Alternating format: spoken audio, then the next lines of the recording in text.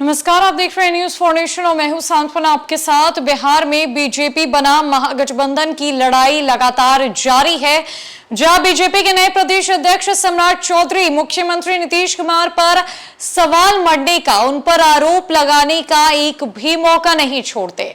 और अभी हालिया स्थिति सासाराम में भड़की हिंसा को लेकर काफी ज्यादा गरमाई हुई है, जिसको लेकर 3 मई को सम्राट चौधरी ने सासाराम में भारी प्रदर्शन भी किया था और मुख्यमंत्री नीतीश कुमार को खुली चुनौती तक दे डाली थी। और अब बीजेपी के नए प्रदेश अध्यक्ष सम्राट चौधरी ने मुख्यमंत्री नीतीश कुमार के धोखेबाजों की लिस्ट जारी कर दी है। जी हां, इन धोखेबाज के लिस्ट में सीएम नीतीश के किन नेताओं का नाम सम्राट चौधरी ने लिया है और आखिरकार क्या कुछ कहा है, जानते हैं। दरअसल रामनवमी के मौके पर नालंदा के बिहार शरीफ में हुए दंगे की जांच सीबीआई या फिर एनआईए से कराने की मांग को लेकर पटना हाईकोर्ट में याचिका दायर की गई। अब बीजेपी के नेताओं ने भी सासाराम और बिहार शरीफ में हुए दंगे की जांच पटना हाईकोर्ट के सीटिंग जज से कराने की मांग की है।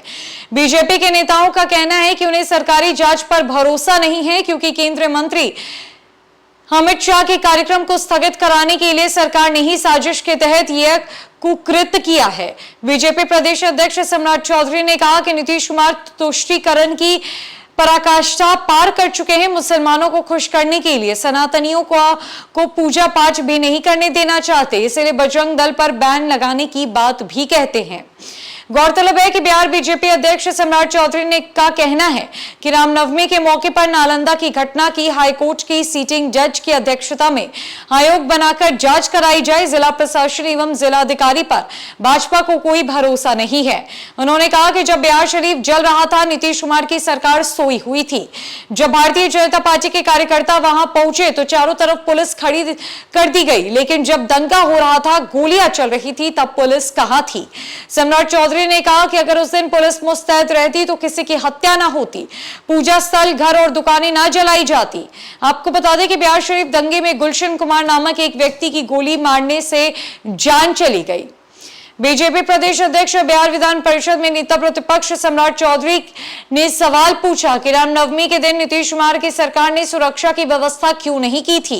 उन्होंने कहा कि नीतीश कुमार ने जानबूझकर सुरक्षा की व्यवस्था नहीं की ताकि गृह मंत्री अमित शाह के बिहार में सभा ना हो सके, इसलिए बिहार शरीफ और सासाराम में सुरक्षा की व्यवस्था नहीं कराकर दंगा भड़काया गया। उन्होंने कहा कि शुक्रवार 5 मई को जब बीजेपी कार्यकर्ता वहां पहुंचने वाले थे तो चोरी छुपे रथ को वहां से हटा दिया गया। सम्राट चौधरी ने कहा कि इसके बावजूद बीजेपी कार्यकर्ता रथ पूजा कर चुके हैं। बीजेपी प्रदेश अध्यक्ष सम्राट चौधरी ने जदयू द्वारा बजरंग दल पर प्रतिबंध लगाए जाने की मांग पर भी हमला बोला। उन्होंने कहा कि जब बजरंग बली को रावण नहीं बांध सका तो ये सरकार क्या बांध पाएगी। तुष्टीकरण की नीति के तहत सरकार शगुफा छोड़ रही है। बिहार की जनता पूरी तरह से प्रधानमंत्री नरेंद्र मोदी और बीजेपी के साथ है।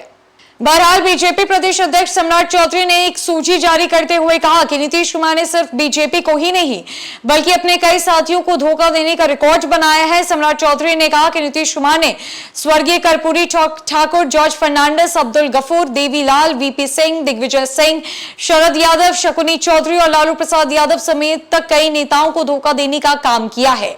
सम्राट चौधरी ने आगे यह भी कहा कि विपक्षी एकता के लिए पटना में कर्नाटक चुनाव के बाद नीतीश कुमार द्वारा विपक्षी नेताओं की बैठक बुलाने जा रहे हैं। सम्राट चौधरी ने कहा कि विपक्षी एकता के नाम पर केवल चाय नाश्ते के लिए नेता जुटेंगे। उन्होंने मुख्यमंत्री नीतीश कुमार को मेमोरी लॉस का शिकार बताते हुए विपक्ष के नेताओं को सलाह दी कि वे उनसे लिखवा ले कि बारात का दूल्हा कौन और सहबाला कौन होगा, क्योंकि नीतीश कुमार तो अब बिहार की जनता का भरोसा खो ही चुके हैं।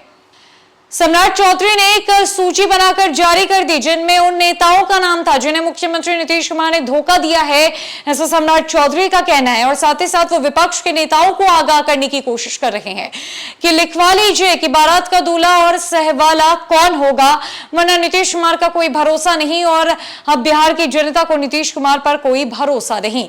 फिलहाल के लिए इस खबर में इतना ही। नमस्कार।